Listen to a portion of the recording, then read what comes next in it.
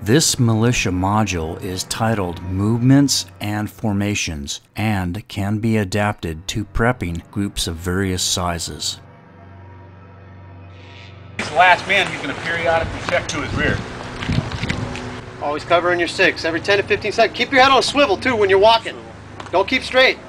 Basically your wedge, it's pretty obvious. When you got the point guy and you're in your wedge, you don't want to point your gun at the point guy. You don't want to point your gun over here because the guy behind you. You'll have an area to point. It's going to be pretty obvious. Echelon left, what she's talking about, with a heavier, with more guys on this side, because we might be expecting fire from that and not much from over there. But the other guys on your other side of the wedge, echelon right, are also keeping tabs out that way. So you got one side of it covering all that other side, and then you got your left side, let's just say, covering all that side. Got it? Never, terrain dictates everything. On these big plains, yeah, you can do 10, 15, 20 meters apart. Okay? When the terrain gets really crowded and real tight, and you still have an option to run the wedge, bring it in a little tighter, but just be aware. IED, grenade, shot, sniper, you guys are too close, you're going to take the whole team out. But Alright, okay, after the wedge, we got the file, single file, ranger file, hand signal for that, obviously, as such. Typically, you know, as Sergeant said, you know, terrain's going to dictate. When we can't be in a wedge, say like, for example, when we're out there training in Cleveland National Forest, we got a lot of trails. I mean, real narrow ones too, right? So, you know, basically say this is the trail, right? Pretty simple. Same concept. Trying to be approximately 10 meters apart if the terrain dictates. Now, if I were to do this, if they were in a wedge, what they're going to do, they're going to line up behind me in a ranger file. Then we're going to try and spread out. They're going to wait for me to get where I am. Talking about, you know, right about here. Then he's going to start moving up on me. Next man's going to wait.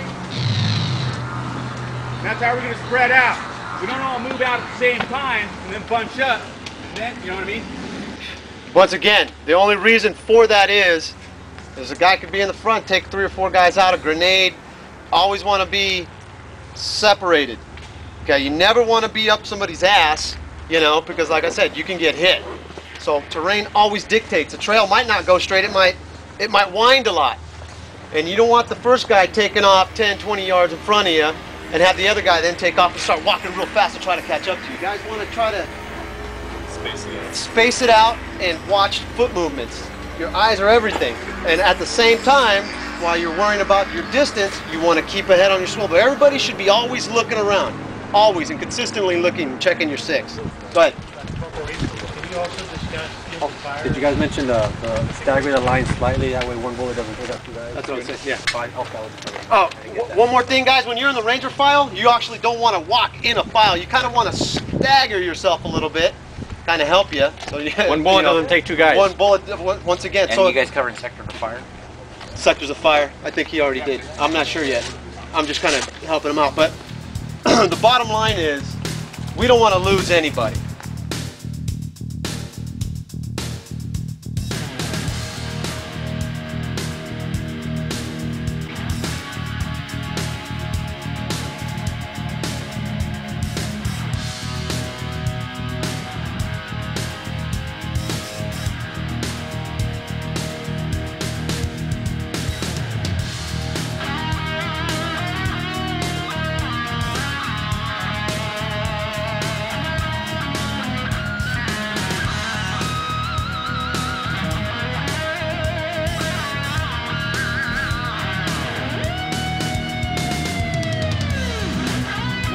Bring your weapon up, that's your signal, I got it. That's his cue, non-verbal, he sees that. Once you bring that up, he spins, I got it. Boom. Okay? While this secured team movement is considerably slow in advancing distance, it is one of the most secured in protecting the team's members, because as one member advances, one member also covers the team's 6.